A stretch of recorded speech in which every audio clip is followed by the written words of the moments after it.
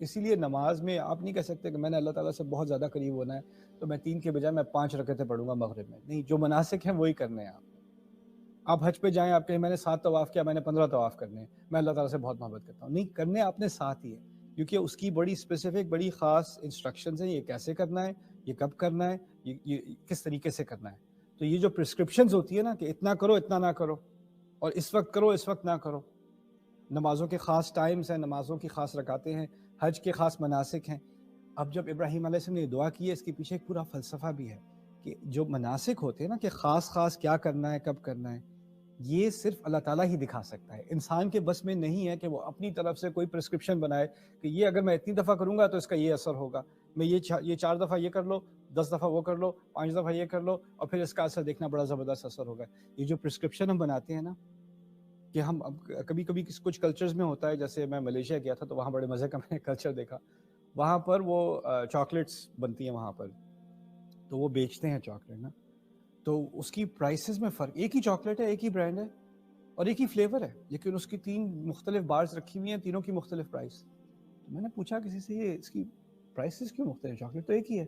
اس پہ جو ہے وہ فیکٹری میں انہوں نے ٹرو سٹوری، انہوں نے قرآن وہ پلے کرتے اسپیکر پہ، تو اس چاکلیٹ پہ اگر 20 دفعہ قرآن پلے کیا گیا ہے تو اس کی یہ پرائس ہے، اس پہ 100 دفعہ پلے کیا گیا، اس پہ 500 دفعہ پلے کیا گیا ہے. تو اس کی برکتوں سے ہم چاکلیٹ کھائیں گے تو پھر آپ کی تو یہ کس نے، انہوں نے اس کی پرائس سٹرکچر بتا دیا پورا.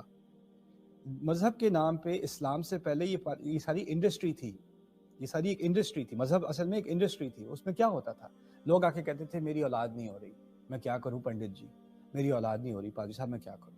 تو وہ کہتے ہیں اتنے پیسے یہاں پہ ڈالو، اب یہ کرو، اور یہ اپنے ادھر باندھ لو، یہ بندھن باندھ لو، یہاں پہ یہ ٹیکا لگا لو، یہ کچھ کر لو، اور جا کے دو خرگوش جو ہے وہ ذبح کرنا، اس کا خون چھینٹنا، اس کے بعد تمہارے ٹوئنز ہوں گے، رائٹ. تو انہوں نے ایک پرسکرپشن بنائی ہوئی تھی کہ یہ مناسک، لوگ اپنی طرف سے گھڑتے تھے مناسک، یہ مناسک پورے کرو، دیکھنا کیا بڑا زبردست ہو جائے گا. تو ہوتا کیا ہے کہ یہ ایک مینیپولیشن ہے، ایک کرپشن ہے جو مذاہب میں رہی ہے تاریخ میں. ابراہیم علیہ السلام نے اس سارے کلچر کو توڑا ہے. اصل میں بت پرستی بھی آخر میں جا کے اسی چیز کی مینیفیسٹیشن ہے، اسی سے پیدا ہوئی ہے کہ انسان کو بس چاہیے کہ اس کی خواہش پوری ہو جائے. تو وہ چاہتا ہے کوئی خاص مجھے کوئی پرسکرپشن دے دے، کوئی خاص طریقہ بتا دے، ایک وہ مجھے طریقہ پتا چلے، میرے سارے مسئلے حل ہو جائیں گے. اور پھر ہوتا کیا ہے کہ ہمارے کلچرز میں بھی، ہم نے مسلمان کلچرز میں بھی کئی جگہ پر ایسا ہوا ہے کہ ہم نے ہر چیز کی پرسکرپشن نکالنے کی کوشش کی ہے، اگر وہ اللہ تعالیٰ کی طرف سے آئی ہو نہ آئی ہو، اس سے کوئی فرق نہیں پڑتا ہمیں.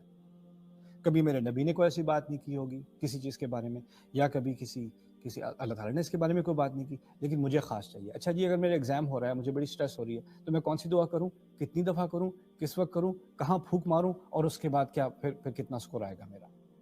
کسی اور کا مسئلہ، میری موٹر سائیکل خراب ہو رہی ہے، کون سی آیت پڑھوں، کس کا کیا ورد کروں. اور اس کو بھی ایک انڈسٹری بنا لیتے ہیں لوگ، اچھا پہلے فیس بھرو پھر میں پرسکرپشن دوں گا، جیسے فارماسیوٹیکل انڈسٹری میں ہوتا ہے. تو یہاں پر جو ابراہیم علیہ السلام نے کہا نا ارینا مناسکنا، اس سے ہمارا دین اتنا پاک ہو گیا اور اتنا آسان ہو گیا. آپ کیوں سوچ رہے ہو، آپ کیوں اپنی زندگی مشکل کر رہے ہو سمجھنے میں کہ مجھے کوئی خاص ایسا کلام چاہیے جو اگر مجھے نہیں پتا ہوگا تو اللہ بات ہی نہیں مانے گا. اس کو تو جب تک کوئی خاص طریقے سے نہ پکارو اور یہ پرسکرپشن پوری نہ کرو، ایک خاص منسک کے ذریعے سے اس کو نہ پکارو، تو اس نے کیوں سننی ہے میری دعا.